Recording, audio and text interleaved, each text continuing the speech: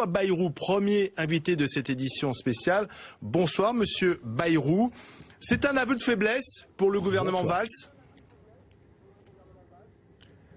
Oui, en tout cas, c'est la certitude désormais qu'il n'y a pas de majorité pour conduire la politique que le gouvernement Valls préconise, qu'on se trouve devant une rupture à l'intérieur de la gauche entre les réformistes, ceux qui veulent que changent les choses qu'il faut absolument changer, et les jusqu'au-boutistes, ceux qui voudraient que rien ne change ou au contraire qu'on revienne en arrière sur un certain nombre de problèmes que le pays rencontre. Et donc cette fracture qui existe en réalité depuis le début, depuis l'élection, aujourd'hui elle est béante, elle s'accuse et tout ça va poser un problème très lourd au gouvernement. Et il y a pire encore, c'est que ça empêche la politique dont la France a besoin de se faire. Parce qu'après tout, qu'il y ait des difficultés au sein du Parti socialiste ou de la majorité ou de la gauche, c'est assez peu important. Mais qu'au bout du chemin, on soit incapable de faire passer les textes qui s'imposent, ça c'est un vrai souci, parce que le 49.3 qui a été adopté, appliqué aujourd'hui, il ne peut servir qu'une seule fois par session parlementaire. Donc les autres textes seront, eux, empêchés de passer, et c'est un vrai et grave souci.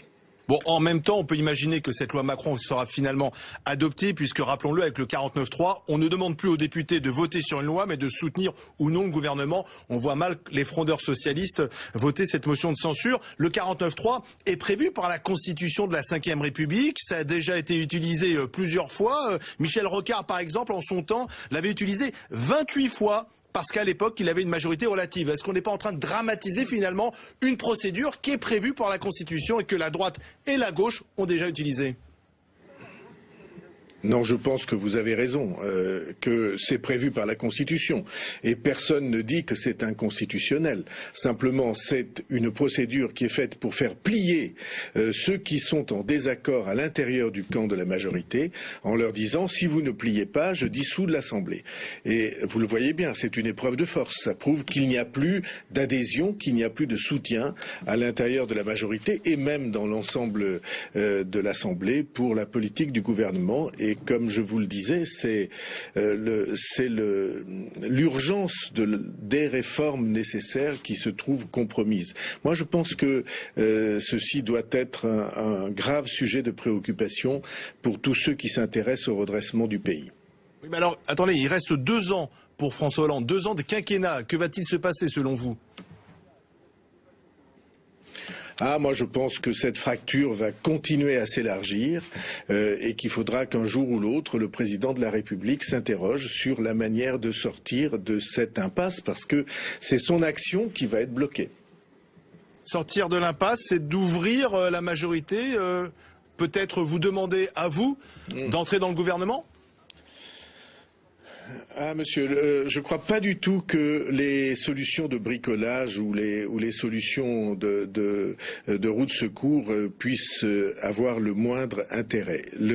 La situation est telle que nous avons des institutions et des règles électorales qui sont aujourd'hui complètement dépassées, qui laissent peut-être 50% des Français en dehors de la représentation. Si vous ajoutez l'extrême droite, l'extrême gauche ou le centre, ce sont des familles politiques qui, bien qu'étant soutenues par des millions de Français, n'ont pas leur place. On peut être en désaccord grave avec ces familles, mais elles n'ont pas leur place. Tout ceci est un jeu politique qui ne ressemble pas au pays. François Bayrou, je voudrais également vous interroger sur l'autre information principale de la journée, à savoir l'annulation de l'arbitrage Tapie par la Cour d'appel de Paris. L'arbitrage controversé qui, rappelons-le, avait accordé 403 millions d'euros à Bernard Tapie en 2008 pour solder son vieux litige avec le Crédit Lyonnais. 45 millions pour le préjudice moral parmi ces 403 millions. Et vous avez été l'un des premiers à dénoncer cet arbitrage. J'imagine votre satisfaction ce soir. Oh, c'est même pas de la satisfaction personnelle, ça n'est pas un combat personnel. Mais ceux peu nombreux qui depuis le début ont dit attention, cette affaire est insupportable parce qu'elle est d'une part vraiment extrêmement étrange, et on a l'impression qu'il y a eu des interventions mystérieuses diverses et variées, et que ça a été un arbitrage déloyal, d'autre part que le recours à cette procédure était illégal, ceux-là ont aujourd'hui trouvé dans une décision sans précédent pour une affaire sans précédent, il faut dire, dans cette décision sans précédent, ceux qui se sont battus trouvent en effet enfin une décision de justice qui dit à quel point tout ça était inacceptable. Et quand vous pensez à tout ce qu'il a fallu faire pour en arriver là, alors vous vous dites que oui, en effet, il y avait bien des sujets qui méritaient d'être soulignés dans cette période et dans cette affaire. Bernard Tapie doit rembourser immédiatement cet argent. Son avocat dit qu'il n'est pas obligé de le faire. Ce n'est pas dans l'arrêt de la Cour d'appel. C'est vrai que c'est pas dans l'arrêt de la Cour d'appel, c'est dans la logique de la décision. Mais je fais confiance à toutes les procédures lancées par des procéduriers pour qu'on retarde au maximum possible la conclusion qui serait logique, qui serait de rendre l'argent. Mais l'argent existe-t-il encore? Où est-il? Vous avez dans cette affaire beaucoup de points d'interrogation. Ce qui est frappant pour moi, c'est que tout ceci a été conduit par l'État alors que c'était illégal. D'habitude, il y a toujours des personnes qui veulent faire de l'argent avec des affaires diverses et variées.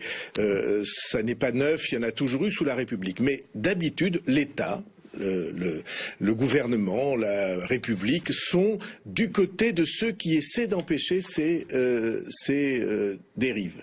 Et là, dans cette affaire-là, ce qui est frappant, c'est que l'État a été du côté de ceux qui organisaient ce trucage et qui ont spolié les Français de 400 millions d'euros. Je ne sais pas si vous voyez ce que ça veut dire et si vous voyez ce que signifie un préjudice moral de 45 millions.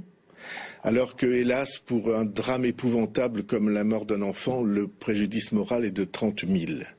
Et donc, on a donné 1500 fois plus pour des affaires, entre guillemets, financières, dont on sait aujourd'hui qu'en réalité, elles n'avaient pas lieu d'être.